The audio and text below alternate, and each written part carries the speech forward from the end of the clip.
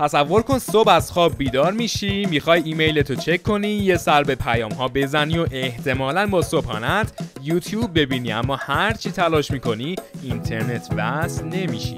اول فکر میکنی مشکل از اینترنت خودته، ولی وقتی میبینی هیچ کدوم از اعضای خانواده نمیتونن به اینترنت وصل بشن، ذهنت احتمال میده مشکل از اینترنت کل منطقه باشه. چند ساعت صبر میکنی تا درست بشه، اما به نظر میاد اینترنت هیچ وقت قرار نیست وصل بشه. چند تا از رفیقات پیامک میدن که اینترنت ما قطع شده. چه اتفاقی میتونه افتاده باشه؟ وقتی میبینی اخبار داره اعلام میکنه که اینترنت در سراسر جهان قطع شده، تازه میفهمی که یه بحران خیلی بزرگ رخ داده. خب حالا که اینترنت قطع شده چی میشه؟ راحت بگم همه چیز دگرگون میشه. اولین چیزی که میفهمی اینه که دیگه خبری از پیام‌ها و تماس‌های آنلاین نیست. وایسا، این فقط شروع ماجراست. و حالا اینجاست که تلویزیون همه چیز رو توضیح میده.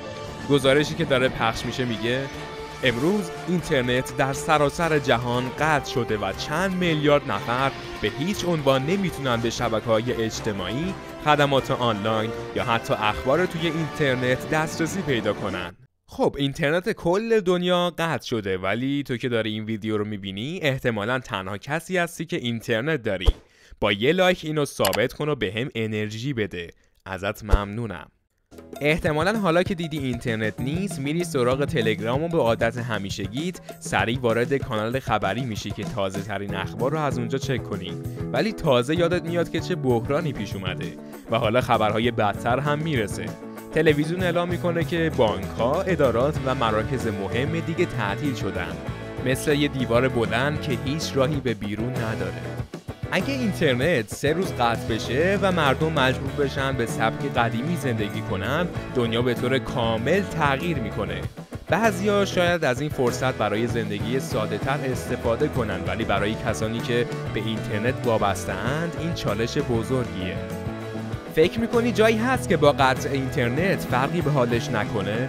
نظرت رو توی کامنت ها به هم بگو.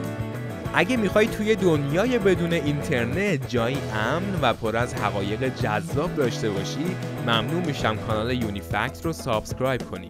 تا درودی دیگر، بدرود.